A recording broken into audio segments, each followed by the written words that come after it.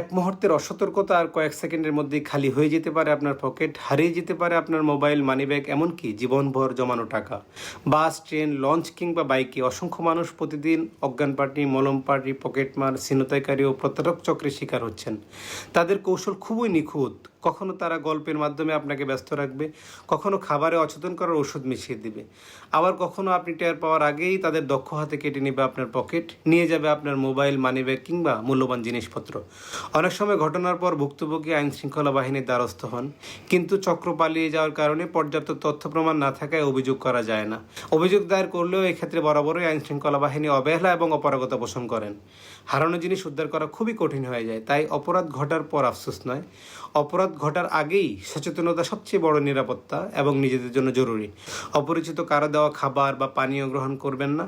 নিজের মূল্যবান জিনিসপত্র সবসময় নিজের নিয়ন্ত্রণে রাখুন। কোনো অপরাধের শিকার হয়ে গেলে দ্রুত নিকটস্থ থানায় বা রেলওয়ে পুলিশকে জানাতে হবে।